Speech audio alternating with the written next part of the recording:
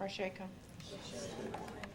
This morning, our speaker for Satsang is going to be Satsang-Ji, and he's going to speak to us about what is the heart of it all when we consider the spiritual way of life.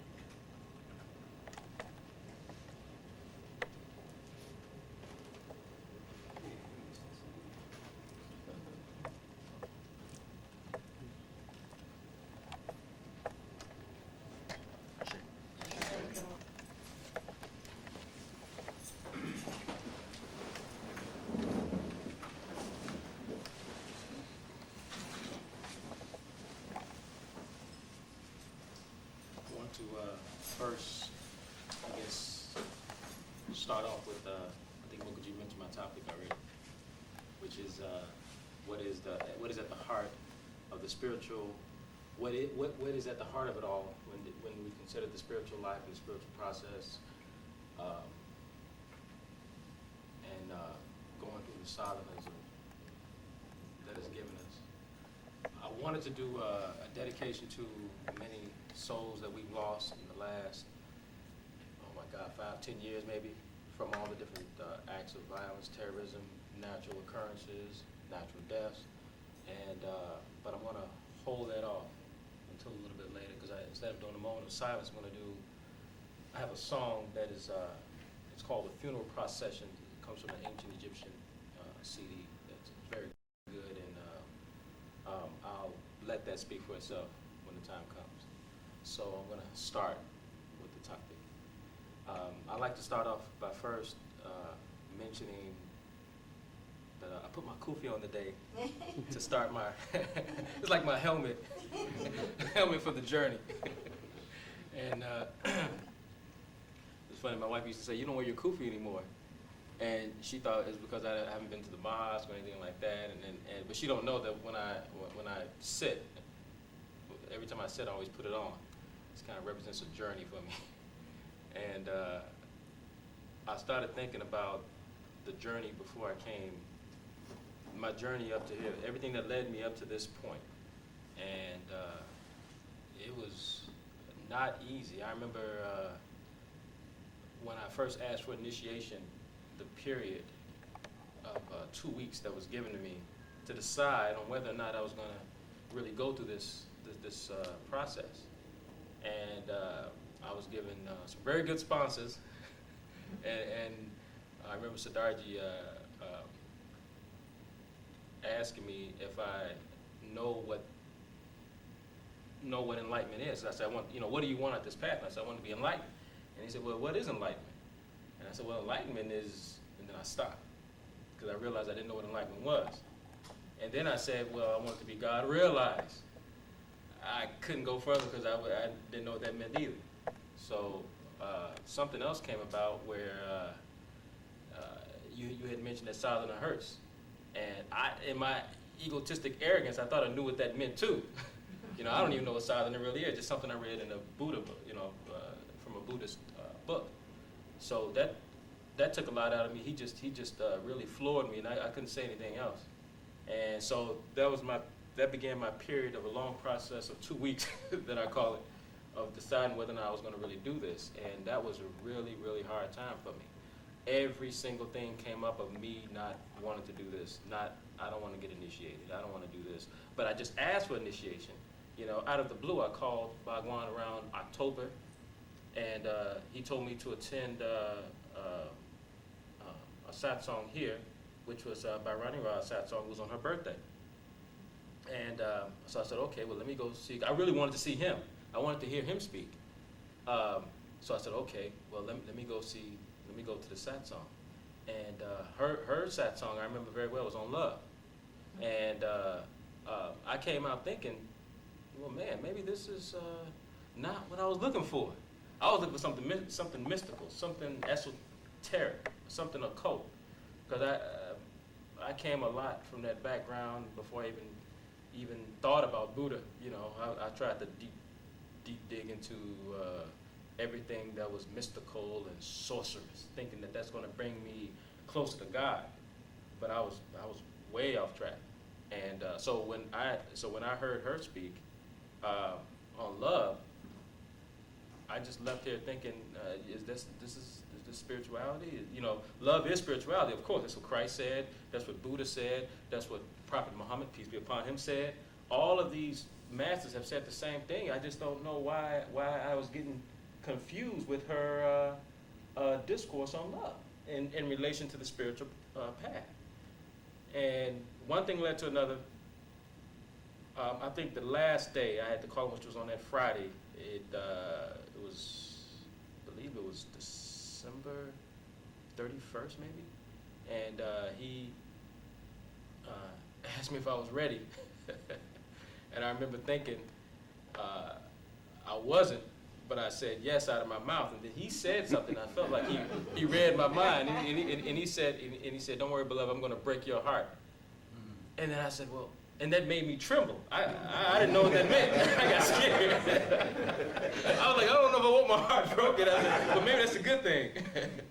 So then I went back into more confusion, but he just kept on talking. Everything he was saying was flowing. Then he started coming up with things from my past experiences in relation to Islam and stuff like this. And I said, well, man, maybe he's hitting on something. Maybe, okay. And so I said, I'm going to let the master talk for a little longer to see if this is what I really want to do. But I already said, yes, I want to do it. But he's still talking. So as time went on, and he must have gave me a good 2.5-hour discourse. And by the time of that discourse, I was like, yes, this is what I want to do. I'm going to do this. Man, I'm fired up, I want to do this. And I was fired up all the way until probably the third month after my decision. It was around the third month, because around that third month, was it the honeymoon period? They call it the honeymoon period? It was that honeymoon period that I realized that, man, this is some nice stuff. I'm having some good experiences. I'm sitting good. I'm just watching me. You know, even my wife said, she said, wow, you're different. Everybody just liked the way I was around that time. And she even said, she made a comment, she said, wow, I would like to speak with this Bhagwan. You know, because she said, this is some pretty good stuff that you're going through here. And, you know, the kids, everyone did the same thing as they always do, but I just didn't react. I was responding very naturally. I didn't even know about the difference between reaction and response at that time. I was just doing what I was doing. And so I must have that's when it must have happened around April. I think I came late for Satsang that day. Because Satsang-Ji said, you coming late for Satsang? And I was like, yeah, I am. I said, man, I'm coming late for Satsang before. So then I noticed that things started trickling off. I started doing things differently, you know? And I said, man, I'm not acting like I did the first few months. So I guess my honeymoon was over. But what I noticed from that honeymoon period was that it was a gift that 3 months from January to the end of March was just a gift. It was just a taste. It was a taste of love. That's what I realized that the honeymoon period really was. It was just a taste of love. Okay, this is what love tastes like. And this is why I was able to go through this experience, because the master gave me some, that's some love, to be initiated, to be given such a wonderful gift. I knew this in writing. I read a lot of masters. Deepak Chopra even made a comment that meditation is the greatest gift that anyone can give you. So I knew that ahead of time. So I'm like, man, this is a beautiful gift. But now I understand that it was a gift because he gave me love. And it was that moment of love that I felt during that first 3 months. And then that trickling off period where I didn't feel it anymore because it was now on my part. Now I had to do my part. I have to give my love to God, and that's something that I saw later on, not then, but later on. Actually, I didn't really see that until we just got this new fear consideration. This new consideration is a very powerful fear. It's a very, that's a Freudian slip. It's a very powerful consideration. And I'm learning that for every new fear you conquer, it's like there's new fears coming up, new beliefs coming up. And so now I'm seeing that this consideration that the Master gave us is a weapon. It's like a weapon that to conquer new fears is going to come up, because as we're living in this body, mind, and ego, we're going to constantly have all these new beliefs popping up, and we're going to have all these new things to attach to, because I believe I successfully conquered one fear. Only one so far, I believe. And but as soon as I did that, another one came up to take its place. And so now I'm working on conquering that one. So that's when I realized, okay, yeah, this is an ongoing thing. And it has to be dealt with appropriately. And I have to see exactly what I'm doing with this sadhana, with this spiritual process, with this spiritual way of life. When I was first, I don't want to use the word initiation, but I guess I use that for lack of a better word. When I was initiated into Islam, they call it taking a shahada. When you take your shahada, you bear witness that, for those that are Muslims, we know that you bear witness that there is no God but Allah, and the Prophet Muhammad is the messenger of God. I remember thinking, when I first did that, I was 17, 18, I just got out of high school, and I was like, man, people kept saying, man, you're doing a lot of smiling. You really enjoying being a Muslim, aren't you? And I was really enjoying this new way of life. I was eating differently, not eating pork. I was still eating meat, but I was not eating pork. So it started the process of eating differently. It started the process of thinking differently. Even the way I treated women, my respect towards women grew higher and higher and higher. And I started learning more. Started studying different languages. So it brought about a new interest in learning about kind of more about myself. When I studied the Quran, all these things just started coming out that I never even knew existed. But the reason why I'm mentioning that is because what was different at that time was that I had my heart in it. I took that path of Islam with heart. I really, really, really, really wanted to do it. I really loved doing it. I used to love getting up at 5 o'clock in the morning for Fajr prayer to make my salat. That was about 5 o'clock in the morning, which is very similar to what we do now. And but then it was really more heart into it, and so now I'm questioning, why do I have so much heart in that? And I think the Master even mentioned, do we have as much love for this as a storefront Muslim, right? And that was a powerful question for me, because I remember, yeah, I did. I would go to Juma every Friday. I would make my salats, 5 salats a day, going through the whole ritual, the procedure and everything. I would read the Quran, which is like studying the Dharma. And I watch what I ate until the point where everything in my house was all kosher,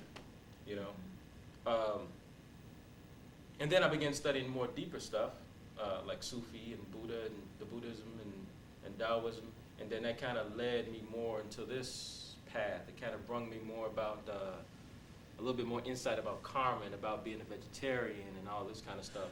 And my heart was in that, even when I studied that. And so now I'm starting trying to figure out, okay, my heart was in all these things that I decided to do. I enjoyed this path. I enjoyed that, following Islam. Anything that was about God, it was fine. Sorry about that. Anything that was about God, it was fine, as long as there was no one telling me what to do. That was the problem that I had. That was the problem, see? That was the problem, because this goes back to my martial arts classes of where when the teacher told me what to do, okay, either you do it or you leave the dojo. Plain and simple. So we had to do it. There have been numerous times when we would, many people had misconduct in the dojo and you were kicked out. You didn't follow the master's instructions, so you were gone, plain and simple. But I remember there was a time when I did have a hard time of following the master's instructions in the dojo, because I wanted to play Bruce Lee, Jackie Chan, Jet Li. I wanted to do my thing, And the teacher was always aware of this, and he would give you this grading period. When it was time for you to get tested, that's when he would see that you were not doing what I instructed, And he would ask me, oh man, I must have been I think I was a sophomore in high school, and he said, well, he said, you don't like following instructions? And I was devastated by the question. I was like, man, I love it. I love doing martial arts. Of course I do. He said, but you haven't done none that I've told you to do. And I said, but and then I started, okay.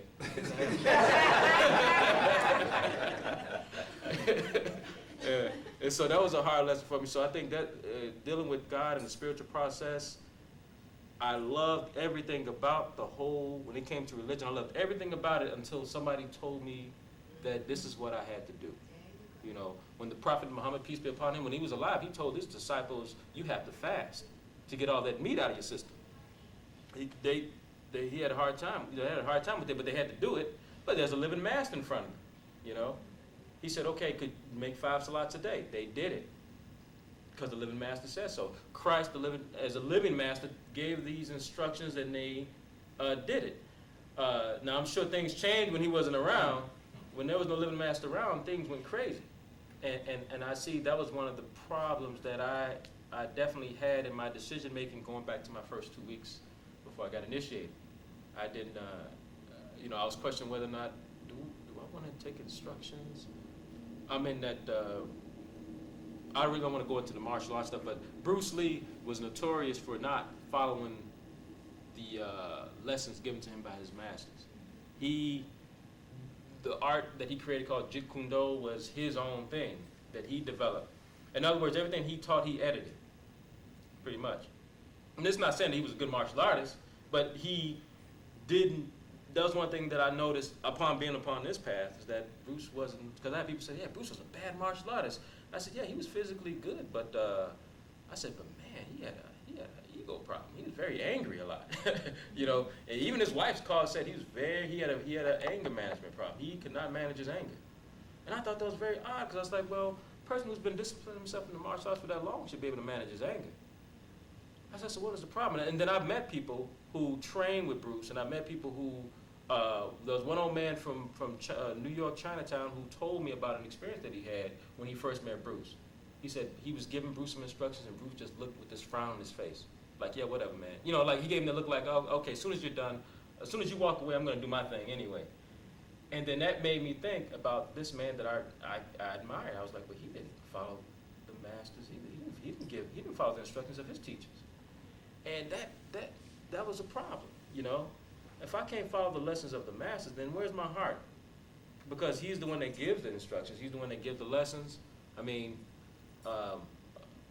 upon coming to this path, the first thing that I learned was that it is the master that gives you the Dharma. I didn't know that. I thought the Dharma was the Dharma. I really didn't know. I was going around saying, you know, you hear people say, well, I'm looking for my Dharma. I'm trying to find my Dharma.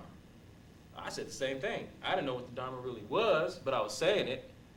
And when I heard that discourse that the master gives you the Dharma, I was like, whoa, that's unique. And then I started thinking, of course, I should understand that, because it's just like if I go to any martial arts school, that master gives you the lesson. You don't come in there with your own lessons. You don't come in there with your own set of instructions. So basically what I'm saying is that I had no love for anything that was given to me from person to person. You know, it was like, as long as that person let me do my thing, I had love for it. I think that's why I loved Islam so much. It's probably why in the beginning I loved martial arts. Later on I didn't like it as much, because I thought the instructions were hard. And then I had to fight the fear of that, of going through the instructions of what the master gave in the dojo. Once I was able to do that, you forget about it. You don't even think about it anymore. You don't even think about this, your ego, your whole ego arrogance of it. I guess there was no humility. There was no humbleness there. I had to learn that the hard way from Islam and martial arts. And one of the things that I remember vividly, there's a story that happened in the dojo where there was a student that I didn't like to practice with, because he was a lot bigger than me. He was about 6'2", 190-something pounds, so he was a big guy compared to my size. And he was very, very aggressive with me.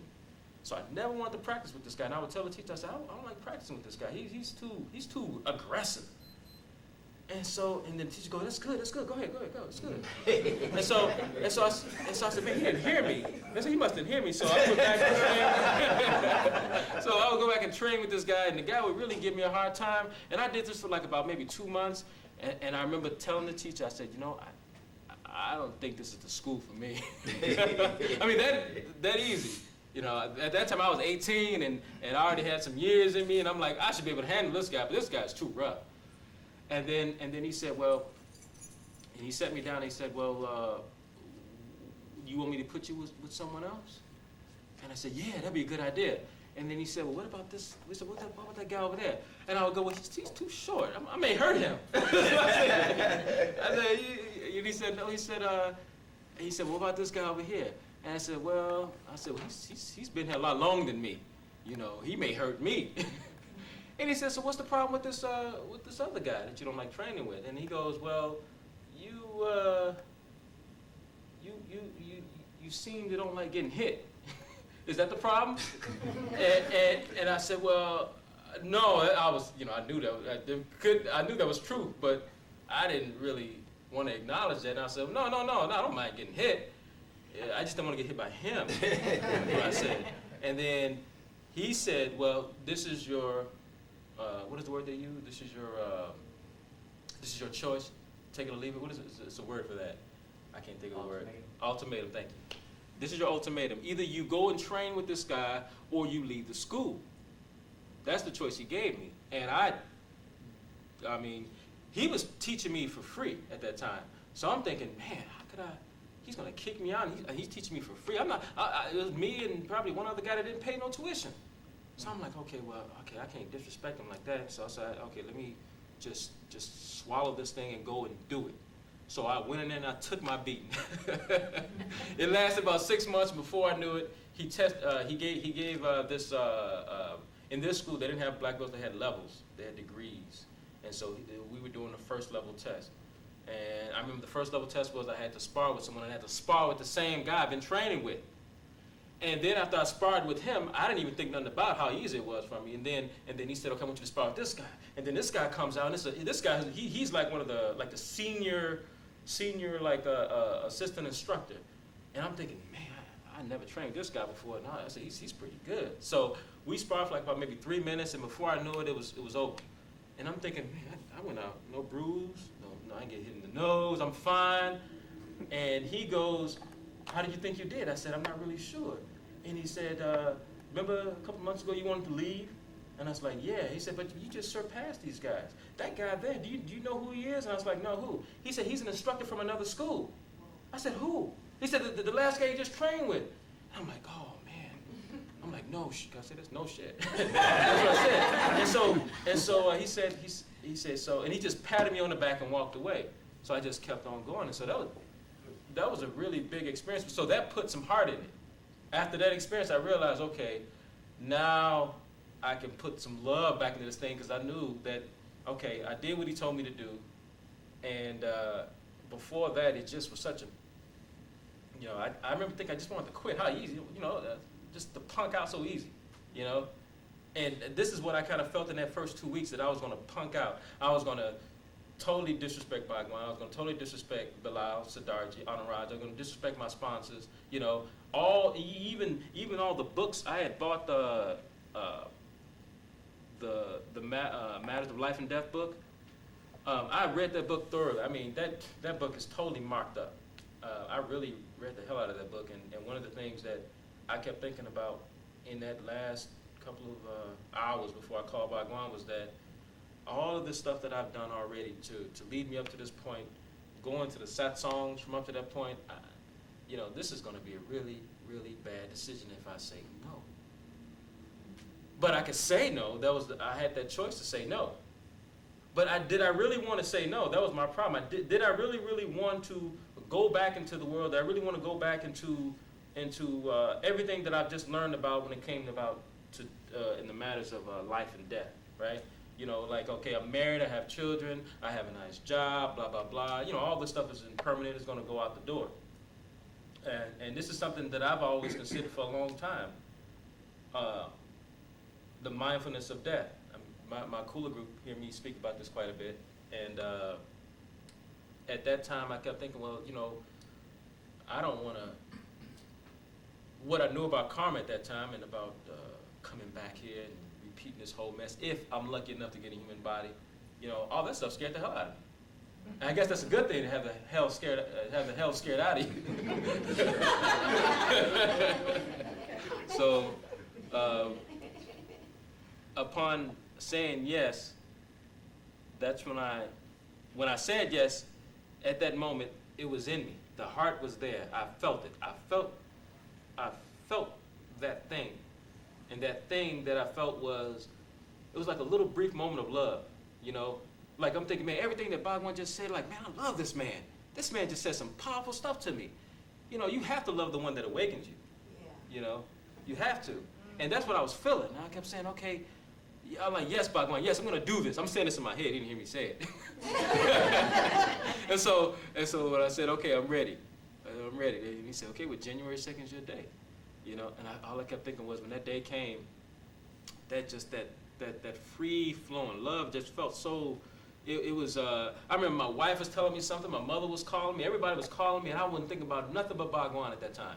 That's it. I was just thinking nothing about him. And I mean, especially up until the day when we met at Cedar Park, he was the only thing on my mind. I had almost like a instant darshan of him. I didn't even know that word either at the time. But that's what I had. I saw his face. And then now, looking, almost 9 months later, I realized that was just a gift of love. You know, Bhagwan said, here's a taste. The master said, here's a taste. This is what it tastes like. This is what it feels like. And once that taste goes away, okay, now you have to find your way back to the kitchen, you know, where the food is being cooked, and then you're gonna, you know, the food is gonna smell good. And once the food smells good, you're gonna go, man, that food, where's that food at? You know, where's that smell coming from? Then you're gonna find your way to the kitchen. And then you're gonna see the master there preparing the food, and then he's gonna ask you to taste, you know. But this time, you know, I have to make a decision whether I'm gonna eat the entire meal that he gives me, or just, you know, do what I did last time and just take a little bite here, a little bite there. And if I don't take that in right away, you know, one of the things that I know I hear a lot of people say in regards to the path, in regards to the house, is that, actually I don't hear a lot of people say this. I only heard one person say this, and that was Bilal.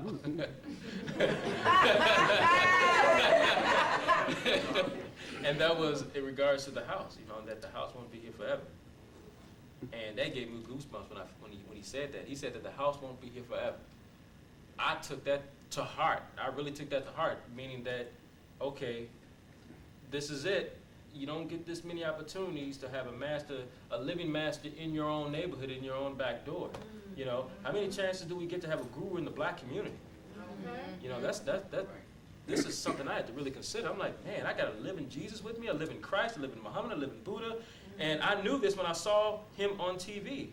I said this to myself, you know, this is very strange. That day when I saw him on TV, I had just bought a copy of the Tibetan Book of the Dead. I had just bought that book. I started reading it. That night I went by a friend's house. He had this program on called River West Flowing on the topic of living and dying. And here is this man. I thought he was a Muslim. I thought he was a Muslim because he had on the kufi. And my friend goes, yeah, this Muslim brother's talking about Buddha. And I was like, oh man, I said, really? So I said, turn it up. So we started listening to the whole thing, and we were going to head out and get something to eat. And they left, and I stayed at his house watching the entire show, because what he was saying just really captured my attention about death. And I was like, man, this brother knows a lot about this Tibetan Book of the Dead. I said, this is rare. It's very rare to catch a brother who, and I thought he was Muslim. I said, a Muslim talking about Buddha on the level that he's talking about, or a Muslim talking about the Tibetan Book of the Dead. And I said, this is really, really strange. And so I wrote the number down. I didn't call him right away. I called him the second time I saw the show. And the second time I saw the show, he told me, I told him that I just bought the Tibetan Book of the Dead, and he said, oh, very good. He said, very good, beloved. I remember that. And then he said, well, I'm going to he said Bilal at the time. I didn't know Bilal at the time, but he said, I'm going to give Bilal your address and information. He's going to send you a copy of the show.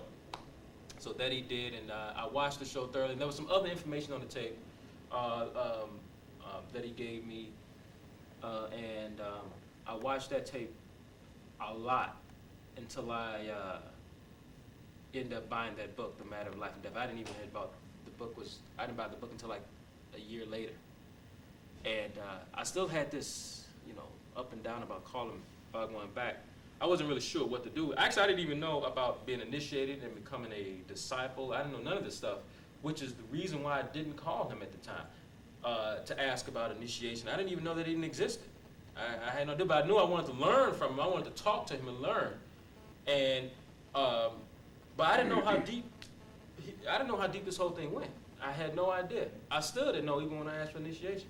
I had no idea how deep this thing was. And so I think this is where I'm at today, as I'm sitting here now talking about this topic, about what is at the heart of it all when dealing with the spiritual way of life and the spiritual path, the spiritual process. And I just want to say that my definition of the spiritual life was not what I thought it was. It was definitely not. I was stuck in my Hollywood fantasy of enlightenment, you know, that one day I'm just going to sit still and say some mantras, and then some light is going to come around me, and then everything's going to shake, and then people will like me and love me. You know? That's what I thought. You know, I'm not afraid to admit it. That's what I thought. That's what I thought enlightenment was about. And then I'm starting to hear that I have to be loving instead of being loved. That blew me away. I didn't know that really what it was about. I knew even Christ talked about that, you know, the highest commandment is to love God and to love one another. That is easier said than done if no one's around to teach me how to do it. And that was the problem that I faced, that I had no one to teach me how to do that. And you definitely need a teacher to teach you how to love. In this world, anything, right? We already received the Dharma that anything below the third eye is, you can't love no one below the third eye. You could lust for someone below the third eye. You could do all these other things below the third eye. And that's when I realized what I was doing. I think when I realized that, I remember apologizing to my wife. I think I told a few people this. I apologized to my wife for lusting for her. I did. I apologized. That was a powerful thing for me to do, because I remember I said, well, you know, I'm sorry. I really didn't know that that's what I was doing. I thought I really was showing you some love. I guess not. You know, so she had this strange look and said thank you and walked away.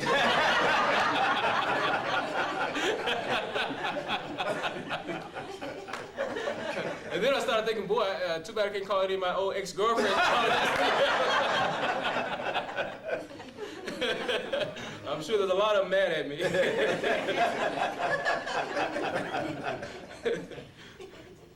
So that's, there's one thing I do want to read while we're on this topic, because once I change topic, this will kind of throw me off my mark.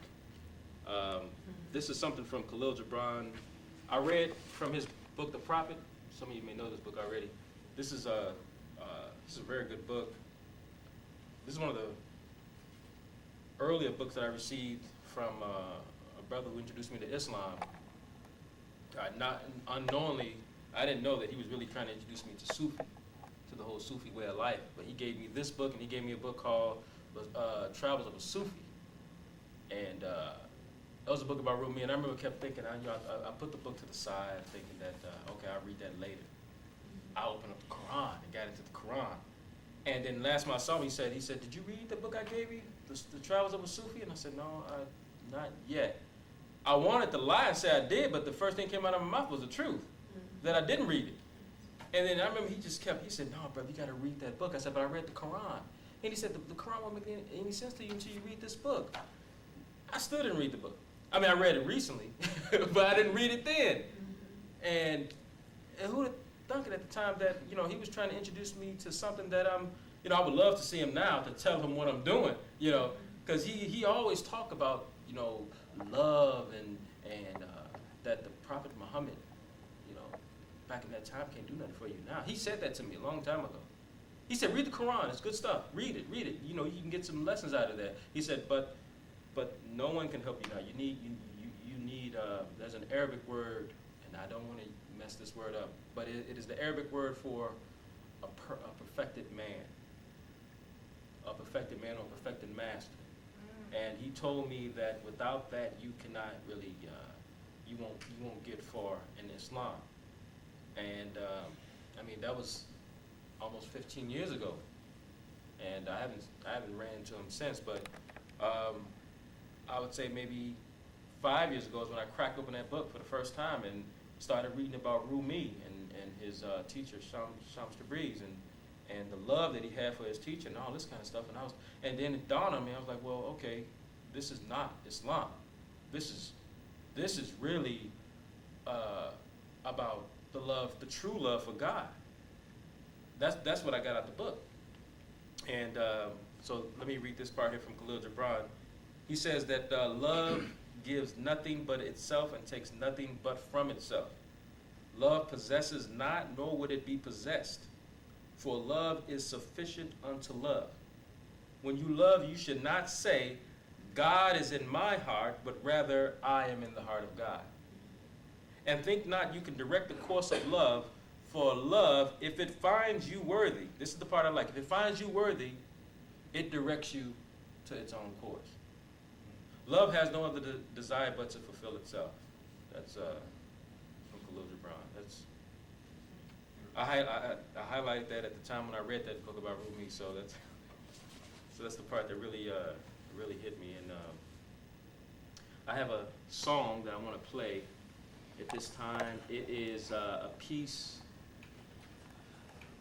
from an ancient Egyptian music CD that it's called The Funeral Procession. And this is, I just want to use this as a kind of like a moment of silence to the many souls that we lost from what has been coined as the African tsunami, Hurricane Katrina, victims from that, and the many souls we lost from the previous tsunami in Southeast Asia, and as well as the many souls that we lost from 9/11. So this is my dedication to those souls.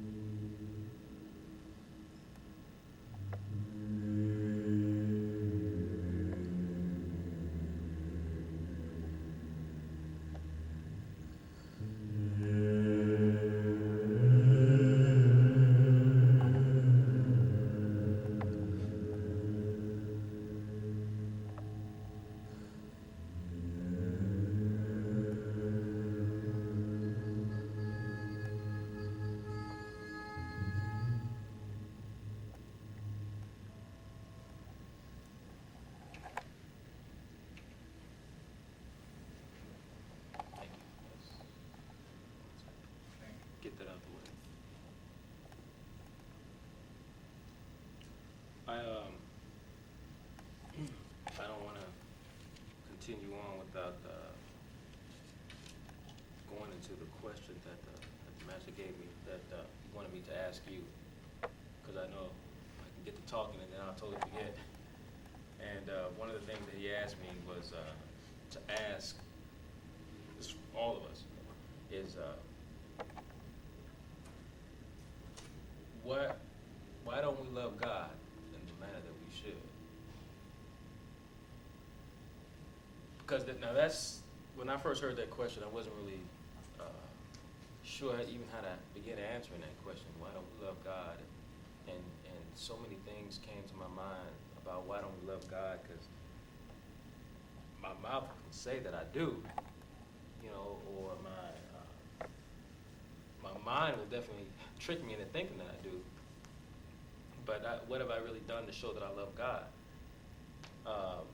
Another question he asked was, don't we care about God? You know, but that can't be answered until we first answer the first question. Why don't we love God?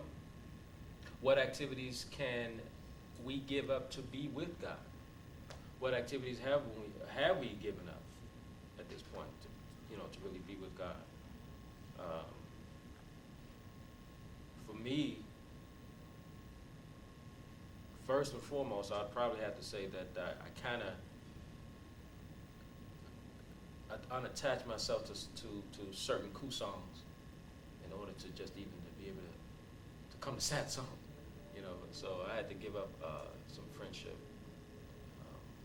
for that reason. I even have to give up some family just to even come to Satsang, or just even be on this path.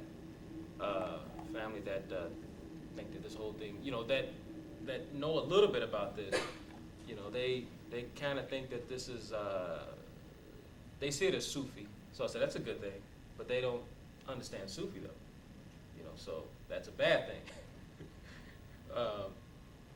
But over and all, I mean, as far as why don't we love God, that question is just that's a really powerful question for me, because I'm delusional, thinking that I do love God, and that what have I really done to love God? Heck, I'm having a hard time doing monthly saver, you know, or keeping up with the phone satsang, or keeping up with all these things that God has asked me to do to become God realized, and to become plainly put loving. And which we all know that is at the heart of all spiritual life, spiritual process. The spiritual way of life is love, is to be loving. And what kind of activities have I given up to be with God? The first activity I should have said was that, okay, I'm going to be more loving. I'm going to show some more humility. I'm going to be more humble. I'm going to exaggerate the way I show humility to someone. You know, I think the master calls it radical. Is that right? Radical Solomon. Like, if you want to be more patient to someone, exaggerate being patient. Be patient to the utmost. Be more considerate. All these kind of things. So, these are the kind of things that I should have been doing, as opposed to the opposite. You know, instead of finding myself becoming impatient, you know, and all these different kind of things. And I guess what I'm trying to say is that if I can't really love you guys, I can't really say I love the Guru. I can't say I love God if I can't show love to anyone else. So I have to really get down and practice that level of loving to one another. You know, we all, this is something that, of course, we all have to do, but just look at it, when this question was given to me, this is something that I really, really had to do some deep digging on, because I thought about going back to the fear considerations. I thought about what exactly do I fear in relation to why I don't love God. What stopped me from loving God? I don't, you know, I didn't know. What is actually stopping me from loving God? I say I do, But that's like Muslims who do the 5 salats ritualistically, but they don't. But do they really love God? Because if they did, they wouldn't. Why would they go home and start, cursing and treating their family, really bad and doing all these terrible things to people, but yet they say they love God. This is something that I see a lot in myself, and you have to see it in yourself first. But I started myself first, but then I just start seeing it all over the place. I started realizing, man, nobody really loves God. Nobody really cares for the Lord. I mean, like they say they do. I know I don't. Not like I say I do. So this is the practice that I have to show much respect to. It really is the practice of first loving one another. Then I can practice loving God, because, right? That's what Christ said. The highest commandment is to love God with all your heart, and you love one another. Now, I think what he really meant to say was that love one another so that you can love God with all your heart. That's what I think, I think that's, we're talking about translations from so many different languages, but that was a little bit clear to me, that, okay, we have to love one another before we can say we love God. Because how can you? You really can't. You really cannot love God and that you go home and, you treat your family bad. You can't do that. Or you treat one another bad. You treat your friends with disrespect. You're not being humble to each other. We're not being considerate of each other's feelings. All of this stuff. So I had a hard time with that one, because I saw a lot of that in myself as I was hiding it. I was masking that with the ritualistic practices that I did in Islam. Even, what do you call it, like when you have a role model and you try to mimic that role model? Like for me, my role model was Kwai Chang Caine, the Kung Fu guy, the grasshopper. Yeah. He was my role model. That's a good role model to have if you really look at it.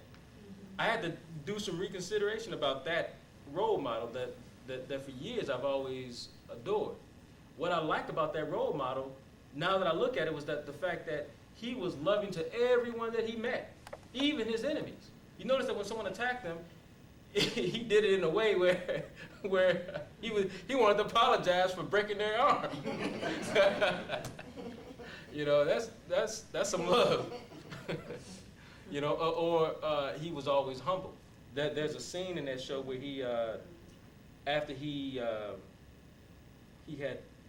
ready to leave the Shaolin Temple, and he gets branded, he gets his arm branded, and the last thing that the monk told him before he left the temple was that a monk must always remain humble. Keep your head bowed. That's a powerful thing to do when after you have learned all of these high levels of martial arts and you could physically just wipe the room with people, but no, you stay humble. You stay humble, you stay humble, you stay humble. And he always showed patience. So now my old role model has changed to a different, he has a different light to me now. That's what love looks like, huh? That's what I have to say to myself. Here's a man who can really take care of some business when it comes down to defending himself, but yet he does it in a loving manner. Guru Das is not here, but her son practiced, or me and her son talked about this martial arts called Aikido, Aikido. That word means, Aiki in Japanese means to blend together, to yoke, just like the word yoga. And Do is the way. And that was created by a man named Morahi Yushiba, who created that particular art out of love. This is in his writings. I didn't bring any of his material, but I intended to, but I forgot it. But in his writings, he talked about that because he understood karma. And he said that when you are attacked, understand that you are attacked because of your karma. And when you defend yourself, be mindful that what you do will come back to you. He says, so your defense, so-called defense, is to teach them pretty much it's like a lesson. It's like a lesson. So he said when you pin them down with an arm bar, do it with a smile. he said do it with loving, you know. And you can see this in the technique. Don't go by Steven Seagal's movies. I mean, this stuff is pretty violent. You don't see no love in that stuff. I mean, that's all Hollywood. But the real deal was that this is all about loving, even on the level of combat. You know, I'd never heard of such a thing until I read his stuff. You know, pin a person down with love. How do you do that? You know, I mean, he's saying that, okay, this person is ready to hurt you, but you are going to accept. You're going to accept this karma. Accept it. Take it in. Take it. Just take it with a smile. Be a warrior. Be a warrior about it. Take it in with a smile, and then that's it. Go about your business. Don't you dare try to strike him down or kill him. That's what this man Yeshiva said. And I'm thinking, man, this guy was on some stuff. You know, that's the David Carradine thing, Kwai Chang Caine grasshopper character. You know, do it with love. Do it with love. You could, you know, defend yourself. You don't want nobody to hurt you physically, you know, because you still got a lot of sadhana to do. So you got to keep your body intact. You got to stay healthy. So I understand that aspect, but when it comes down to defending yourself, just like when Buddha was, I believe it was Buddha that was spat on, and he didn't, and the man, because Buddha showed him so much loving that man became his disciple. Same thing happened with Kabir. He did this, from, if I got the story correct, he went around looking for a master, and he went to different masters, and he would do physically harmful stuff to these masters to see which one would react and respond a certain way. And I'm not sure who his master really was, but I know that he went to one man, and what he did to this man, I think he struck him, I believe, and then the man said, you know, something like, "Beloved, is your hand okay?" And I kept saying, I said, man, that's high level martial arts right there. I mean, he didn't get up and strike the guy back. He didn't even say, just like Buddha. You know, Buddha just, you know, I from what I understand, Buddha didn't even wipe the spit off his face. You know, he just showed the guy some loving and kindness, and then the guy was like, oh man, you know, oh man, you are the master. I prostrate to you, and I see that seemed to be what all of these masters and saints have taught.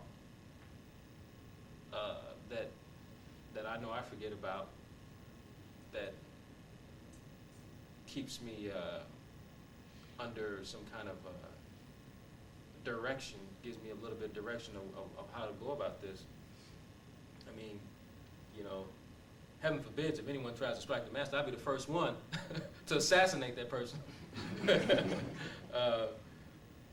But we know that the power of the master is love. You know, that's his greatest siddha. His greatest siddha is love. That is the highest siddha. I mean, that's the highest power of all is love. And so, with that respect, there's not much else I could do, but just I have to really see myself and get down to this consideration of going back into the fears and stuff like that. And the more I'm able to handle this kind of stuff, the more I'm able to tap back into the heart of the spiritual path and process. And when I'm able to do that, hopefully the next satsang I give will be different. It'll be different. It'll come with a little bit more insight, with a lot more heart, a lot more love, and a lot more direction on what to do next, because I would have followed the master's instruction without any of this editing that I do, any of this excuses that I do. I told someone before that I could sit still. I could sit for 2.5 hours still, but it's so mechanical. I'm just sitting there like a statue. I mean, I can even, you know, on a good day, I may have some pretty good experiences, but I'm just sitting there. And I heard it's good that you can sit still, but where's the heart? Without the heart, I'm not getting nowhere. I'm not getting nowhere if I don't have no heart into it. See, I see this. I don't have no heart into it, you know, so I'm just sitting there. I'm not really doing anything. It's like being a vegetarian. I could be I met someone who said, yeah, I'm a vegetarian. You know, I do it for health reasons and stuff like that. And I said, I said, dude, do you care about the animals being slaughtered and stuff like that? No, not really. I'm just, because I heard meat brings about tapeworms and stuff like that. I said, oh, yeah, I know about that. And I said, well, I do it because just like what the master said, you don't want to, if your food has to run away from you, you shouldn't be eating that. Is his name Russell Simmons? He made a comment on the radio the other day. He's a vegetarian, and the radio announcer asked him. He said, "Oh, are you a vegan? Or why don't you eat meat?" And he goes, because he said the exact same thing. He said, if I have to chase my food, I'm not going to eat it. And he said, I do it for spiritual reasons. So I said, oh, Russell Simmons has some dharma. I thought that was pretty cool. I said, yeah, some dharma. I said, oh man, I'd like to meet him then. So. Yeah, even the vegetarian way of life, it has to be heart in it. Your heart has to be about loving. You don't want to hurt. I'm almost dodging in the middle. When I'm driving, I see a squirrel in the middle of the road. Oh my God, I'm ready to go into a car accident before I hit that squirrel. I don't want to, or even my daughter goes, Daddy, well, there's a lot of dead animals on the road. And she said, why? She said, there's dead bodies. And she goes, there's dead bodies everywhere. That's how she said it. And I said, you're absolutely right. And she goes, why are there so many dead bodies here? I said, what do you mean by that? She said, why are there so many dead bodies here? I said, well, you mean here on the street? She said, no, I mean here. She's sick, so I'm trying to figure out what she's trying to say. What I think I understood was that she's trying to say, why are there so many dead bodies here in this world? And that brought about, that made me think about, okay, yeah, this is a place of death. This is all that's here. Nothing but death. Death, death, death. This is all we're going to experience here. And so that little comment she made about there's dead bodies everywhere, and you look on the news and see dead bodies that are being covered up from Hurricane Katrina and so forth, and you started thinking about that, which is, again, why I went through the dedication for the funeral procession. So I guess to sum this all up, I think that without having the love, which is the heart of the path, there will be no progress. That's something that I had to see for myself in this past 9 months. I guess I heard people told me it's a good thing that I see it now before I go any further. And that I think it's very, very important that we all have to ask ourselves in regards to, do we love God enough to continue on, with the spiritual path and the spiritual process and the spiritual way of life? Is it in our heart? And if it's not in our heart, then we have nothing to do. There's nothing to gain. There's nothing else to do here. Just go back into the world and continue on with your suffering and your dukkha and all this stuff. And I don't know who in their right mind want to go back to that after receiving some dharma. What question and answer? Oh, I'm sorry. Question and answers? I'm ready to go already. Yes. I just want to say that that's a good investigation, that question about, what is the fear, because, in the Kula meeting, we're peeling back all these different fears, but ultimately, what is the fear of loving God? Why can't we love God? So, I'm going to take that with me this week. Yes. See if I can feel that thing. Yeah, I'm still working on that one too. There's no way I could have answered that one this week, today. But that's going to be a long one. Any more questions and answers? Q&A, I'm open. Going once, going twice.